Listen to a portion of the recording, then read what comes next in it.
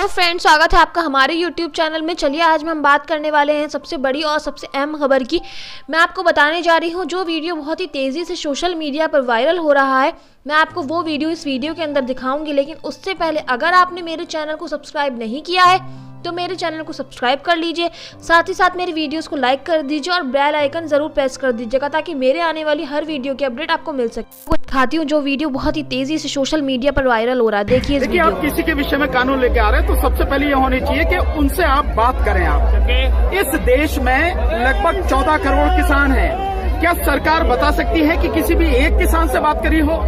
इसमें इस समय जो आंदोलन चल रहा है 500 से ज्यादा किसान संगठन इसमें शामिल हैं और इसके अलावा देश के भिन्न भिन्न जो संगठन है, सामाजिक संगठन है, सामाजिक राजनीतिक कार्यकर्ता है, वो सब लोग इसमें शामिल हैं। क्या सरकार बता सकती है किसी भी एक सामाजिक संगठन से बात की हो, किसी भी एक किसान संगठन से बात की हो इस विषय में कि हम ये बिल लाना चाह रहे हैं? और जिस समय कोरोना की महामारी बुरी तरह से फैली हुई है, आपने पूरे देश को लॉकडाउन में रखा है, उस समय आप पिछले दरवाजे से पहले ऑर्डिनेंस लाते हैं और उसके बाद में आप जब संसद का सत्र चलता है तो गुंडागर्दी से आप राज्यसभा में पास करा लेते हैं। तो सरकार क्या बता सकती है? दूसरा, जो ये बिल लेके आए हैं 2012 में इनकी सारी रिकॉर्डिंग जो पार्लियामेंट में हुई है, चाहे वो अरुण जेटली रहे हों, चाहे सुषमा स्वराज रही हों, बीजेपी के कितने भी बड़े बड़े लीडर रहे हों, आज जो हम किसान जिस लड़ाई को लड़ रहे हैं, जो मांग कर रहे हैं, हम यही बात के लिए वो लोग भी संसद में लड़ते थे। जो कांग्रेस इस बात के लिए काम कर रही थी उसके खिलाफ ये लड़ लेते और आज वो ये कह रहे हैं कि हम जो काम कर रहे हैं वो किसानों की भलाई के लिए कर रहे हैं। किसानों की भलाई अगर आपको सोचनी है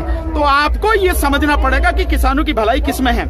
किसानों की भलाई इस बात में है कि किसानों पर जो कर्जा है एक बार पूरी तरह से वो कर्जा सभी किसानों का माफ होना चाहिए। क्यों होना चाहिए? जब आप इस देश के बड़े बड़े उद्योगपतियों को, पूंजीपतियों को 5 लाख से 6 लाख करोड़ रुपए हर साल आप उनको टैक्स में छूट देते हो, तो किसानों पर तकरीबन जो है 10 लाख करोड़ के लगभग कर्जा है पूरे देश में।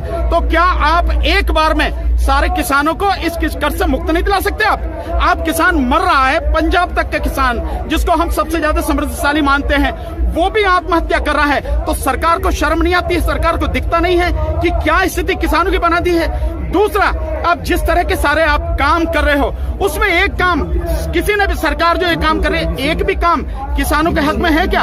ये कानून आप लेके आए हैं, इस कानून में जिस तरह से आपने सब कुछ खोलने की बात कर रहे हैं, अगर खोलने की बात है तो 1976 से ही Punjab and Haryana high court का एक केस में फैसला दिया है उन्होंने, उसी से पूरे देश में खुला हुआ है। किसान कहीं भी जाके अपनी फसल बेच सकता है। सेब बेचने हो देश के किसी भी कोने में बेचता, किसान ही तो उगाता, कोई उद्योगपति तो नहीं उगाता।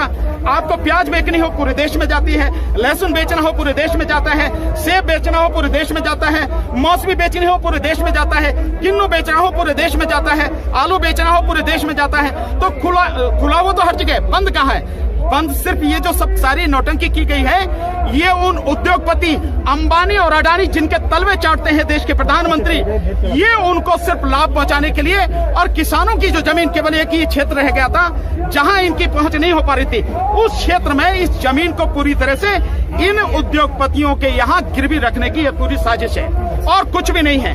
किसानों के भलाई की कोई बात नहीं। किसानों के भलाई की अगर बात करती है सरकार, तो सरकार ये देखे जो एमएसपी आप वो करते हो, आप फिक्स करते हो, एमएसपी दिलवा रहे हो आप?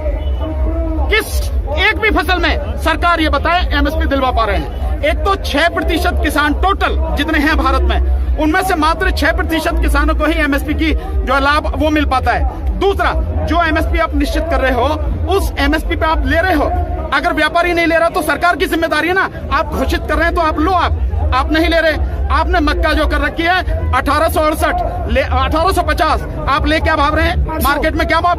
1800, 900 रुपए, 1100 रुपए, 600 रुपए। दूसरा, आपने जो है ज्वार का कर रखा 2600, ले क्या भाव रहे हैं? 800 रुपए। आपने मूंग का कर रखा है 7165 रुपए। आपकी एमएसपी बता रहा हूँ सरकार की, और मार्केट में मिल क्या रहा है 3100 से लेके 3800 रुपए। आपने जो है 1975 कर रखा है गेहूं का, मार्केट में किस हिसाब से लिया जा रहा है? 1300 रुपए, 1400 रुपए।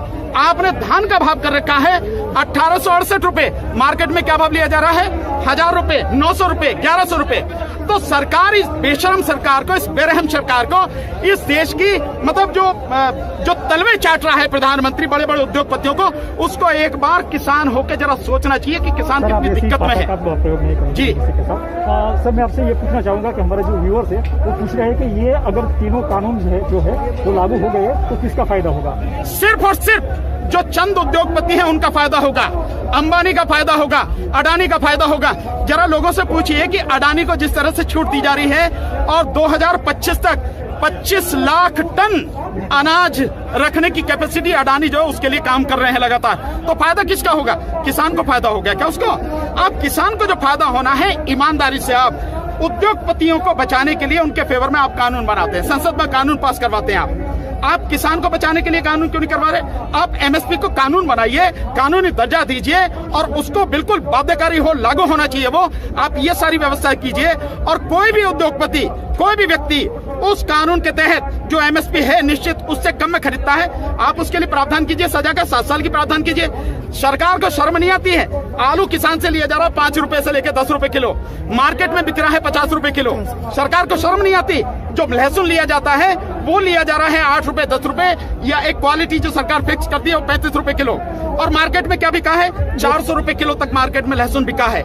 जो सेब है किसानों से लिया जा रहा है 10 रुपए किलो, मार्केट में क्या भाव है? 110 रुपए किलो। ये सारी चीजें नजर नहीं आती है सरकार को। ये सरकार जो है मतलब सिर्फ केवल और केवल तलवे चाटने के लिए पैदा हुई है। इस प्रधानमंत्री को कम से कम ये सोचना चाहिए, तुम किसानों के भले की बात करो तो किसानों के बीच आके करो ना बात।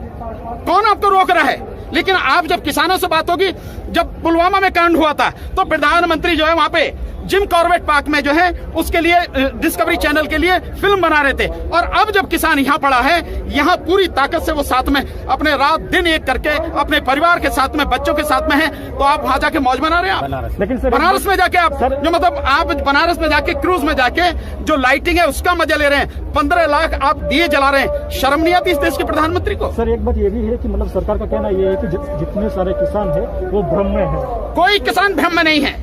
हर किसान को मालूम है कि ये जो कानून है किसान को नहीं, इस पूरे देश को बर्बाद करने के लिए। इसका असर केवल किसानों पर नहीं पड़ेगा, इसका असर मजदूर पर पड़ेगा, मध्यम वर्ग के लोगों पर पड़ेगा, हर व्यक्ति पर इस कानून का असर पड़ेगा। मैं एक उदाहरण से समझाता हूँ, ऐसे मैं बताता हूँ आपको।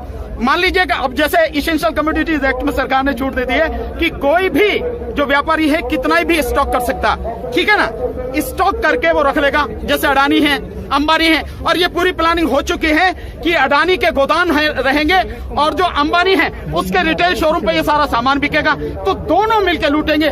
ये बताइए कि जिस समय स्टॉक करने आप कर लेंगे, अंधाधुंध स्टॉक कर लेंगे, लिमिट आपने खत्म कर दी है, उसके बाद में व्यापारी उस समय बेचेगा उसको जिस समय लोगों को उसकी बहुत ज्यादा जरूरत होगी, महंगाई बढ़ जाएगी, 5 गुना, 6 गुना, 7 गुना, 8 गुना दाम पर बेचेगा।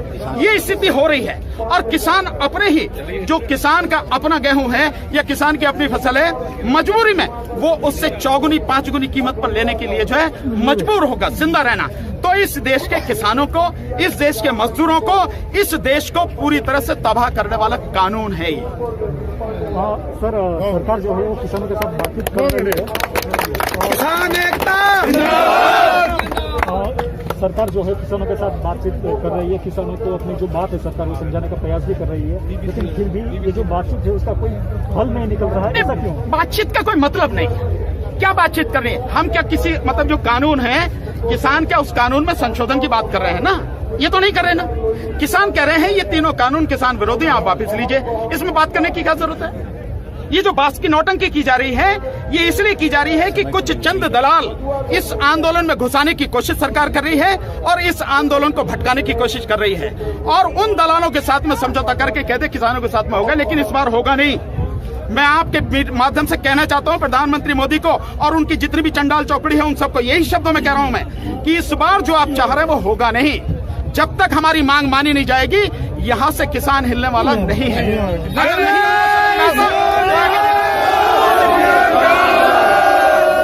सरकार बात करेगी,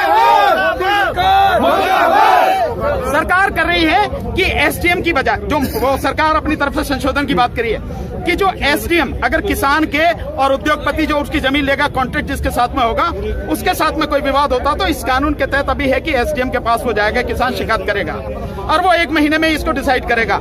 सरकार अभी इस बात की बात कर रही है कि भाई उसको नहीं, एसडीएम को छोड़ो, हम कोर्ट को दे देते हैं। कोर्ट को अभी जुरिडिक्शन से अलग रखा गया है, लेकिन हम कोर्ट को दे देते हैं। क्या हो जाएगा कोर्ट में जाने से?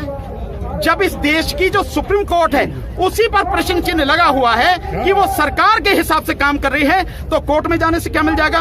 और 3 करोड़ से ज्यादा मुकदमे कोर्ट में पड़े हुए हैं। किसान क्या यही इसी बात के लिए रह गया कि अपनी फसल के लिए अपना दाम लेने के लिए कोर्ट के चक्कर लगातार है? क्या दे रहे हैं आप किसान को?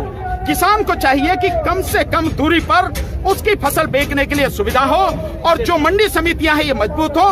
इनमें अगर आपको कोई कमी कमजोरी लगती है आप उसे दूर कीजिए, आप वो तो कर नहीं रहे, एक नई व्यवस्था ला रहे हैं आप।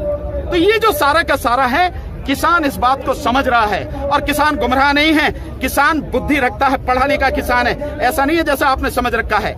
इसलिए अब किसान अपनी, जब तक ये हमारी डिमांड है, जब तक ये पूरी नहीं होगी, कानून पूरी तरह से वापस नहीं होगा, तब तक हम यहां से हिलने वाले नहीं हैं। हमारा भी दम देख ले। और मोदी जी का 56 इंच का, मैं तो कहता हूं 56 मिलीमीटर का भी नहीं है, पर 56 इंच का सीना है तो आके दिखाओ, हम भी देखेंगे कैसा 56 इंच का सीना। तो मैं मोदी 5-6 इंच का इनका सीना जो है ना